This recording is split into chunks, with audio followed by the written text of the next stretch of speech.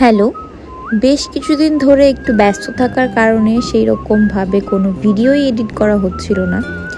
কিছুদিন আগে আমি চলে গিয়েছিলাম সাভারে এনাম মেডিকেলে একটা দরকারে।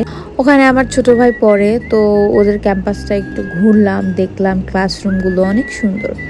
এরপরে পাশে জাহাঙ্গীরনগর, ওইখানেও গেলাম। জাহাঙ্গীরনগর গেলে মূলত ওদের ক্যাম্পাসটা ঘুরতেই যাই। এখানে আমার মেরিট আসছিল, আমি গেলে মাঝে মাঝে ভাবি যে এখানে ভর্তি হইতাম, পড়তাম। এত সুন্দর একটা ঠান্ডা আবহাওয়া, গাছগাছালির ভেতর, যেটা আমার খুবই পছন্দ। ওইদিকে গেলে আমি জাহাঙ্গীরনগরের ভেতরে ঢুমারা কখনোই মিস করি না।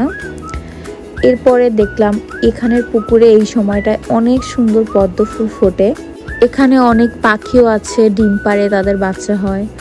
এরপরে সন্ধ্যা হয়ে আসতেছিল, ভাবতেছিলাম একটু স্মৃতিসৌধের ওইদিকেও যাব। আমি জীবনে কোনো দিনও স্মৃতিসৌধের এদিকে আসি নাই, এই প্রথম জীবনে। জিনিসটা হাস্যকর হলেও আসলে সত্যি। গেলাম, ঘুরলাম, জায়গাটা অনেক সুন্দর, একদম গোছালো। কিন্তু একদম বিকালবেলা গিয়েছিলাম, 5টার সময় বের করে দিছে, আর থাকা যাবে না। এরপর পাশে একটা মেলা চলছে, কুটির শিল্প মেলা, ওইখানেও একটা ঘুরা দিলাম। এরপর খেয়ে দিয়ে চলে আসলাম। এইটা আইস লেমন টি, এটা যেখানে পাবেন ট্রাই করবেন। Thank you.